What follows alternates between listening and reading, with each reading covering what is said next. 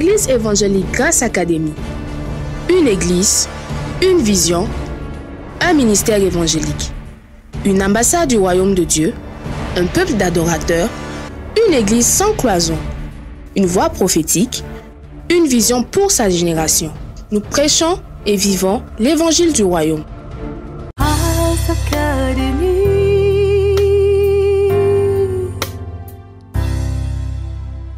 Le plus grand ennemi de l'homme, c'est pas le péché, c'est pas le diable, c'est l'ignorance. Et pour chasser l'ignorance, il faut que la lumière soit. Grâce Académie. Je voudrais parler ce matin de la foi pour réussir sans se salir. La foi pour réussir sans se salir. Ça fait partie de la foi dont nous parlons plus que vainqueur. Plus que vainqueur, nous l'avons déjà dit que ce n'est pas le fait de ne pas avoir des épreuves, de ne pas rencontrer des contrariétés, de ne pas être dans des situations fâcheuses. Plus que vainqueur veut dire que je suis conscient que la vie est difficile, que la vie est dure, que les gens sont méchants ou même mauvais, ou bien tu n'as pas encore rencontré. Un comédien ivoirien a dit qu'il y en a qui ont dépassé le stade d'être mauvais. Ils sont dans la mauvaisure. Et il y a des gens que tu rencontres qui sont dans la mauvaisure. C'est-à-dire l'état de... Je sais ça. Dis à ton voisin, je suis au courant. Mais rien ne m'arrêtera. C'est ça, la foi. Alors, ce que je voudrais que nous voyions dans cette série que je commence est très important. Parce qu'en tant que chrétiens, souvent, nous croyons que c'est pas pour nous. La réussite, là, c'est pas pour nous. Hein, vous avez souvent entendu des commentaires où quelqu'un dit « Ah, si tu veux être chrétien, tu ne peux pas travailler dans tel service. » Si tu veux être chrétien, si tu veux demeurer en Christ, ça va être difficile. Voilà, ça va être difficile d'être chrétien et de réussir. Il faut leur dire que quand tu es venu ici ce matin, tu as découvert le code pour réussir sans te salir. Parce que la Bible, je suis très content parce que la Bible a prévu tout. Toutes les recettes sont là pour que je réussisse sans me salir. Si tu n'as pas encore compris là où nous allons, parce que la réussite, nous visons toujours à gagner, à réussir, à avoir ce que nous recherchons. Mais il y a beaucoup de choses qui luttent dans cette réussite-là contre notre moralité, contre notre standard en tant que chrétien. Et c'est très facile de baisser les bras et dire « Non, la réussite, ce n'est pas pour nous autres ». Et beaucoup ont signé forfait simplement en disant on ne peut pas être chrétien et pourtant on doit être chrétien et riche, chrétien et femme à succès, chrétien et pur, chrétien et beau. Parce qu'il y a des vieux chrétiens qui pensent que quand c'est saint, ça doit être vilain. Pas forcément. La beauté et la sainteté peuvent aller de pair et de façon harmonieuse. Refuse tout ce que le monde te met, les cages, les tiroirs. Il y a des endroits quand tu te présentes comme chrétien, on dit, ah bon, il n'y a pas grand chose qu'on peut entendre, on peut attendre de lui. Ce sont les alléluia là, ils ne font que secouer leur tête comme des machines à béton, ils ne produisent rien. Même quand nous prions, il y a des gens qui se moquent de nous, non? Il faut leur montrer qu'après la prière, là, tu sais faire quelque chose.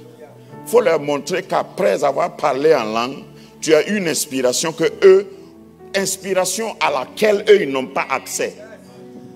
Après avoir parlé en langue et que tu m'as ridiculisé, je vais te sortir des informations codifiées que toi, tu ne peux pas avoir sur le net. Si tu veux, il faut aller googler. Ce n'est pas question de Google. Je suis en connexion avec le trône de Dieu et le trône de Dieu me télécharge des choses et je vais te dévancer. Tu es mon professeur, mais ma Bible me dit que l'Esprit de Dieu me rend plus sage que mes instructeurs. Assieds-toi là-bas, je vais venir. Tu vas te lever même sans te rendre compte.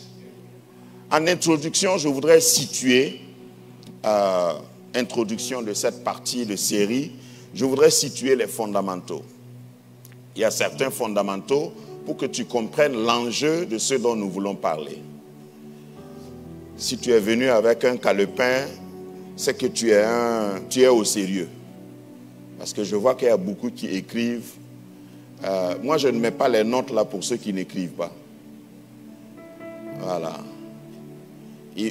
Et pour ton information, je prends autant de temps pour apprêter les notes de façon pédagogique que le temps que j'ai pris pour préparer le message. Donc, si tu ne notes pas pendant que moi j'enseigne, tu es suspect. Bon, parce qu'il y a des gens qui aiment leurs problèmes. Ces personnes-là, on ne peut pas les aider. C'est-à-dire, toi-même, tu aimes ton problème. Donc, bon séjour dans ton problème. Ce que nous commençons là va te délivrer. Il y en a qui, ton voisin, si tu ne le vois pas écrire, il est en train d'enregistrer en plus. Il prend des notes audio, ça existe. Au fait, Dieu va nous juger selon notre temps. L'apôtre Paul, un jour, pour extrapoler, était en prison. Et puis, il n'avait plus de papier pour écrire. Et il dit à son fils, en venant me rendre visite, apporte-moi mes parchemins. Parce que j'ai plus de papier pour écrire. Toi, tu viens t'asseoir sous cette grâce. Tu as été à l'école. Même si tu as été redoublant, tu as été à l'école. Et puis tu ne prends pas note. Ta guérison va attendre. Amen. Ce n'est pas à toi que je m'adressais, c'était à ton voisin. Les fondamentaux.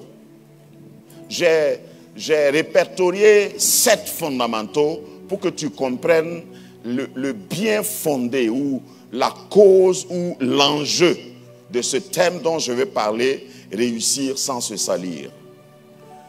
D'abord, il faut savoir que le monde spirituel est réel. Deuxièmement, il faut savoir que le monde naturel est aussi réel. Troisièmement, c'est le spirituel qui influence le naturel. Quatrièmement, Dieu est esprit. Cinquièmement, le diable aussi est esprit. Sixièmement, Dieu utilise les hommes, le diable aussi.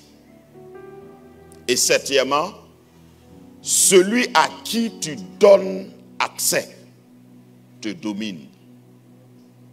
Est-ce que j'ai besoin de commenter? J'ai fait que constater par des phrases des évidences dans la vie. Le monde naturel que tu vois là n'est pas tout ce qui existe. Il y a un monde spirituel. Et le monde spirituel domine sur le monde naturel. La parole de Dieu nous l'enseigne. C'est par la foi dans Hébreu que nous savons que ce qui existe a été créé par ce qui n'existe pas. Que le visible a été créé par l'invisible. S'il y a l'humain, il y a aussi le divin. S'il y a les démons, il y a aussi le Saint-Esprit. S'il y a des anges, il y a aussi des démons. C'est une dualité, une espèce de dualité dans le... S'il y a la lumière, il y a aussi des ténèbres. Maintenant, il faut savoir que dans le monde spirituel, il y a des activités intentionnellement qui sont menées pour influencer le monde naturel. Ce n'est pas pour te dire que tu es perdu d'avance, tu es vaincu d'avance. Non. Justement, quand tu prends conscience de la capacité et de la dimension spirituelle tu ne vas pas être qu'un homme ou une femme naturelle. Si tu sais et tu prends conscience que c'est le spirituel qui domine le naturel, tu vas monter. Parce que ma Bible me dit que je suis assis avec Christ dans les lieux célestes. Donc je domine. Je domine sur le naturel. Le naturel est réel et c'est le quotidien de chacun de nous. C'est pourquoi je te vois. Parce que ce qui est naturel est visible. Si vous commencez à m'entendre sans me voir, je sais que tu vas sortir par la fenêtre malgré les grilles. Tu vas fuir. Donc le naturel est important, mais c'est le spirituel qui est plus important. Maintenant, pour dérouler, Dieu utilise les hommes. Qui sait ça? Lève la main si tu sais. Dieu utilise les hommes. Dieu a besoin des hommes. Et Dieu passe par les hommes pour accomplir sa volonté sur la terre. C'est pourquoi Jésus lui-même a d'abord été homme pour pouvoir accomplir le dessein de Dieu pour le salut de l'homme. Donc, être homme est normal. Être naturel est important. Donc, ne néglige pas le naturel. Maintenant, c'est quand tu prends conscience que Dieu a besoin de toi. Il faut savoir que le diable aussi cherche à t'employer. Si tu veux que je mette ça autrement, Dieu recrute, le diable aussi recrute. Maintenant, à qui est-ce que tu vas adresser ta demande d'embauche? À qui est-ce que tu vas permettre de t'utiliser, de t'employer? Amen. Parce que celui à qui tu donnes accès, c'est lui qui te domine. C'est toute l'équation de la vie chrétienne ou de la spiritualité dont nous parlons. Ce n'est pas des mots inaccessibles, incompréhensibles. Je veux que mon spirituel, mon homme spirituel soit mûr. Même quand je suis couché, malade, inerte, mon esprit est en bonne santé. Je peux être petit de taille, mais géant spirituellement.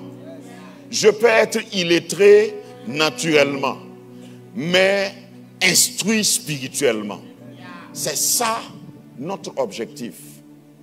Amen. Et ça, c'est l'enjeu que je voulais faire ressortir, parce que ce que je vais faire ou démontrer dans cette série, tu risques de ne pas comprendre si tu n'aperçois pas ces choses-là. Maintenant, la question que je vais vous poser, est-ce que quand on est de nouveau, on cesse d'être naturel? Après ta conversion, est-ce que ton groupe sanguin a changé? Ta taille a changé? Si tu es... Enfin, j'ai peur de dire ça. Si tu étais ignorant avant ta conversion, après la conversion, est-ce que tu deviens savant? Hein? Non. Pour devenir savant, même après conversion, il faut apprendre. Parce qu'il y a des gens qui croient qu'on remplace l'apprentissage, là, par exemple, par la prière. Si tu es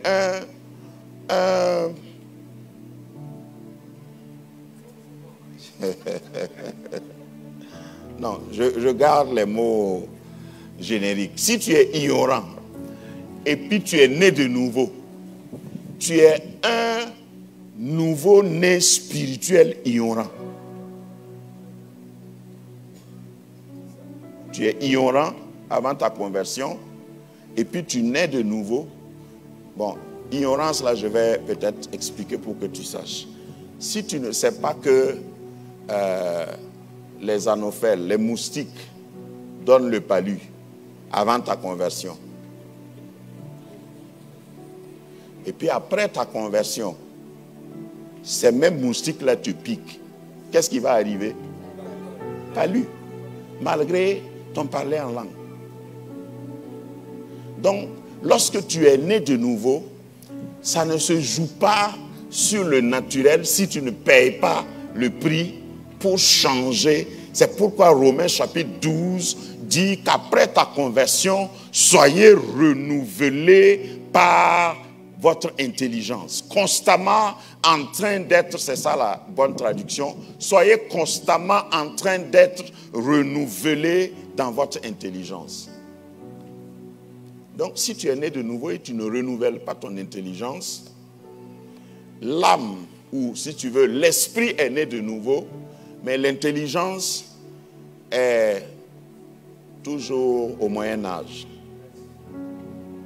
Et puis tu peux mourir comme ça, de morceaux de moustiques, malgré ta foi. Donc, quand on va venir, on va voir un cadavre chrétien. Simplement parce que tu as refusé d'apprendre. Je ne sais pas si vous avez déjà vu des cadavres chrétiens. Chrétiens, mais décédés. À cause de moustiques. À cause d'ignorance, donc. Donc, l'ignorance n'est pas bonne. Il faut refuser l'ignorance. Une fois né de nouveau, quand tu viens à l'église, il ne faut pas que l'église soit un refuge d'ignorants. L'église doit être un endroit où on secoue, on te défie, comme je le fais ce matin. Je sais que ton voisin a envie de sortir, mais c'est trop tard. J'ai déjà fermé les portes là, jusqu'à la fin du message. Tu croyais que tu connaissais. Mon professeur de philo aimait nous dire que le début de l'apprentissage commence par la capacité de supporter la douleur. Et on lui a demandé d'expliquer pourquoi. Il dit que quand vous venez en classe pour la première fois, pour être enseigné dans une nouvelle matière que vous n'avez jamais abordée, vous entrez avec orgueil. Et vous vous installez, vous croyez que vous connaissez. Et quand on commence à enseigner, toi-même tu as pitié de toi. Parce que tu réalises que, donc, tout ça là, je ne connaissais pas. Donc c'est une douleur qu'il faut supporter. Donc, tu vois, moi je suis un ancien élève. Pendant que je parle là, il y a des choses que tu croyais que tu connaissais. Si tu réalises que ce que je dis là, ça te choque, il ne faut pas bouger, il ne faut pas faire, ton voisin va savoir. Reste collected, il faut rester, voilà, assieds-toi comme un honorable pour que quelqu'un ne sache pas que tu étais ignorant. Voilà, mais toi-même tu sais que ça bouillonne en toi. Mais ce n'est pas tard, puisque la transformation que tu vas avoir va te propulser et tu vas rattraper tous tes retards. Nous sommes dans Daniel chapitre 1. Et c'est ce texte-là que j'ai choisi d'exploiter entre plusieurs autres textes possibles, potentiels que je pouvais exploiter pour ce thème. Daniel chapitre 1, versets 1 à 7. La troisième année du règne de Joachim, roi de Juda, Nebuchadnezzar, roi de Babylone, marcha contre Jérusalem et l'assiégea. Le Seigneur livra entre ses mains Joachim, roi de Juda, et une partie des ustensiles de la maison de Dieu. Nebuchadnezzar emporta les ustensiles au pays de Shinéa, dans la maison de son Dieu. Il les mit dans la maison du trésor de son Dieu. Continuez. Le roi donna l'ordre à Ashpenaz, chef de ses eunuques, d'amener quelques-uns des enfants d'Israël de race royale ou de famille noble, de jeunes garçons sans défaut corporel, beaux de figure, doués de sagesse, d'intelligence et d'instruction, capables de servir dans le palais du roi et à qui l'on enseignerait les lettres et la langue des Chaldéens. Le roi leur assigna pour chaque jour une portion des mets de sa table et du vin dont ils buvaient, voulant les élever pendant 3 années, au bout desquelles ils seraient au service du roi. Il y avait parmi eux, d'entre les enfants de Juda, Daniel, Anania, Michaël et Azaria. le chef des eunuques leur donna des noms: à Daniel, celui de Belchassar, à Anania, celui de Shadrach, à Michaël, celui de Meshach, et à Azaria, celui d'Abednego. Seigneur, Amen. bénis ta parole. Ouvre notre intelligence et notre entendement. Rends-la accessible. Que le logos devienne réellement. Que la parole prenne chair et que nous puissions la garder en nous. Que nous devenions le tabernacle de ta parole. Et que tu puisses nous révéler et nous propulser, parce que nous avons besoin d'une révélation pour aller beaucoup plus loin que là où nous sommes. Au nom de Jésus, Amen. Reprends ta place royalement. Premier point, je vais aller rapidement. Premier point, et je te dis, peut-être que tu auras besoin de commander l'audio ou la vidéo et réécouter une énième fois après que j'ai fini. Premier point que je voudrais aborder avec vous, c'est d'abord situer le contexte de Daniel et comparer au contexte contemporain, c'est-à-dire aujourd'hui. Dans le texte, et on dit qu'un texte sans contexte ou hors de son contexte est un prétexte. Donc ce texte est dans un contexte où le peuple d'Israël avait été amené en captivité, parce que conquis par Nebuchadnezzar, a été amené en captivité voulue par Dieu. Ça c'est plein d'enseignements, mais je n'ai pas le temps pour aborder. Parce que si tu lis bien, Nebuchadnezzar, roi de Babylone, croyait que c'est lui qui a gagné. Mais notre lecture dit que Dieu a livré Juda entre les mains de Nebuchadnezzar. Si Dieu n'avait pas livré, il n'y a pas moyen. Donc dans ta vie, souvent, tu es dans des épreuves voulues par Dieu pour un but. Merci à ceux qui ont dit Amen. Les autres comprendront demain. C'est-à-dire qu'il y a des situations que tu peux traverser et puis tu te demandes, Seigneur, où es-tu? Il est là. Parce que Dieu a un but dans ce qu'il fait.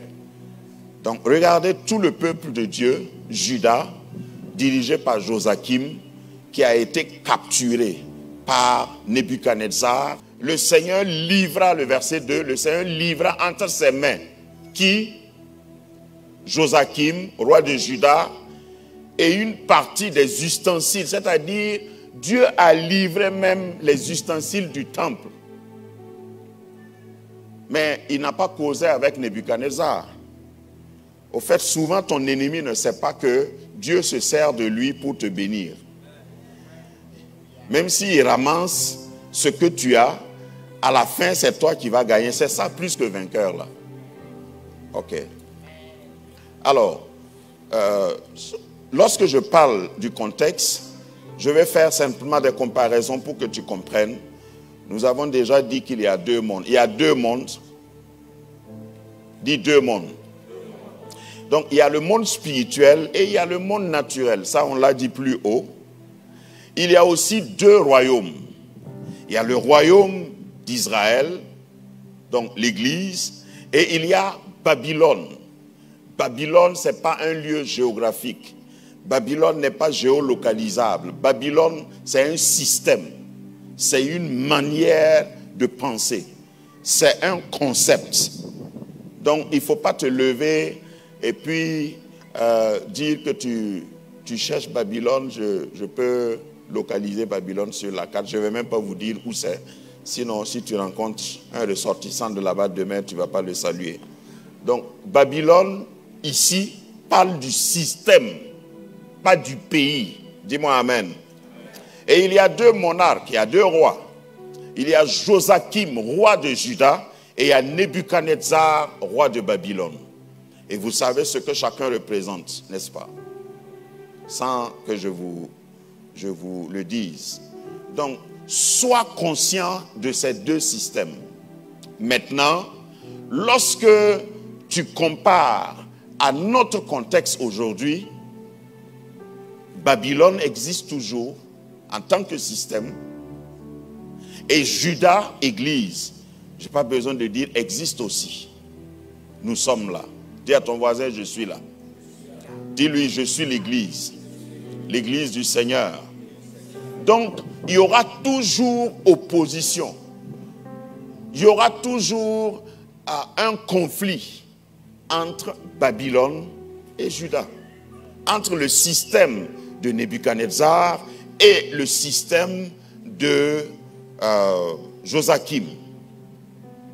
Parce que nous fonctionnons de deux différentes façons. Et il faut que je vous dise que le monde spirituel et le monde naturel ne s'excluent pas. C'est-à-dire que tu ne peux pas être dans le monde naturel et puis dire que tu n'as rien à voir avec le monde spirituel et vice-versa. Tous les deux s'influencent. Allô? Est-ce que c'est trop profond pour dimanche matin? Ça va? Bon. Parce qu'il y a des regards qui me font peur, mais tu ne peux rien me faire. Alors, je voudrais expliquer ce que nous entendons par monde. Parce qu'il y a beaucoup de chrétiens qui sont souvent dans la confusion volontaire. Volontaire parce qu'ils ne font pas d'efforts pour comprendre ce qu'il y a quand la Bible identifie le monde. Par exemple, dans Jean chapitre 17, ce qu'on appelle la prière sacerdotale, la prière de Jésus avant de rentrer pleinement dans son ministère, il dit, je leur ai donné ta parole, Jésus le dit, et le monde les a haïs parce qu'ils ne sont pas du monde. Il parlait de qui? Jésus parlait de qui? De ses disciples. Verset 15, Jean 17, 15. Je ne te prie pas de les ôter du monde, mais de les préserver du mal. Ils ne sont pas du monde comme moi. Je ne suis pas du monde.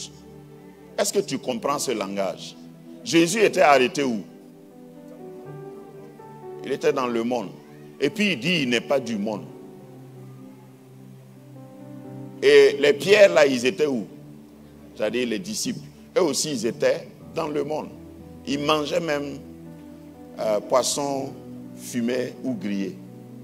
Ça, c'est ainsi qu'ils étaient dans le monde. Toi, tu es où? Il faut demander bien à ton voisin. S'il dit qu'il n'est pas dans le monde, il faut changer de voisin. Tu es où? Voilà. Il ne faut pas être de l'autre monde et puis tu vas venir t'asseoir ici. On va te démasquer. Nous sommes dans le monde. Jésus dit, je ne te prie pas de les ôter du monde, mais je te prie de les préserver. Je suis dans le monde, mais je ne suis pas du monde.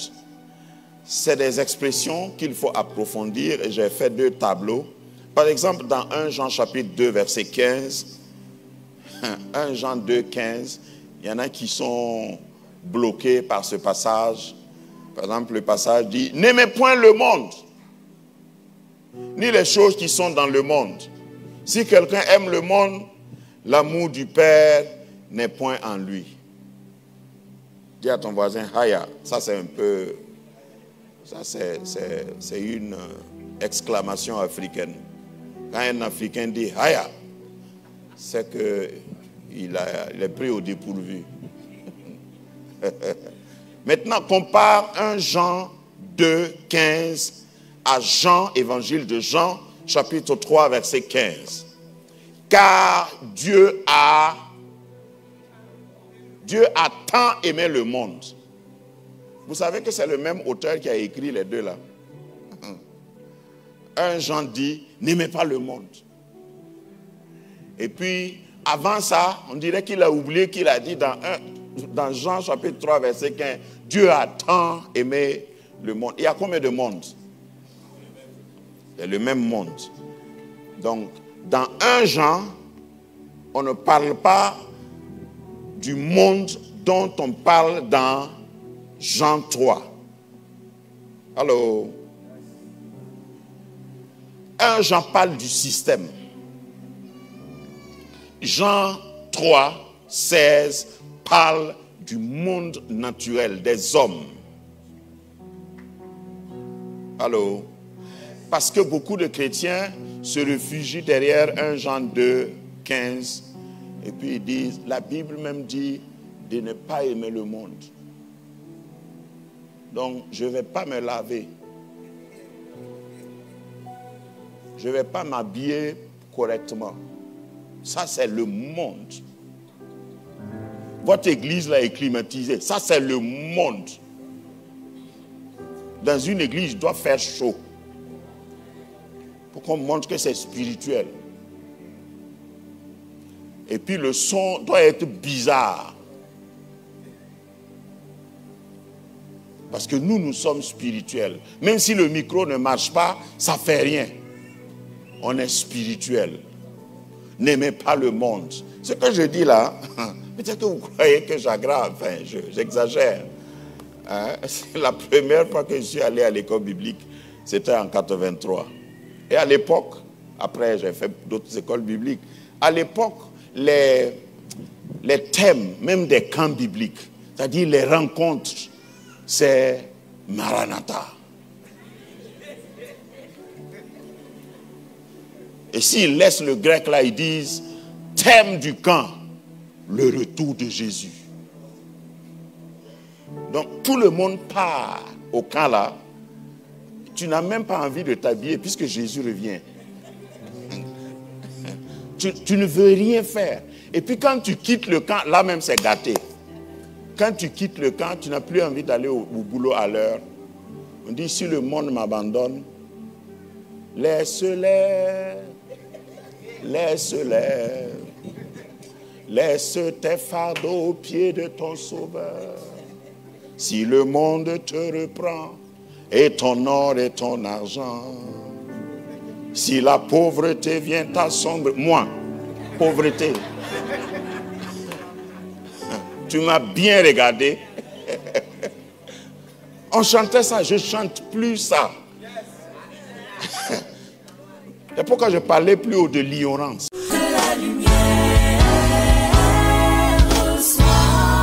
Que ta lumière soit. Que la lumière soit. Église évangélique Grâce Académie. Une église, une vision, un ministère évangélique. Une ambassade du royaume de Dieu, un peuple d'adorateurs, une église sans cloison, une voix prophétique, une vision pour sa génération. Nous prêchons et vivons l'évangile du royaume. Grâce Académie.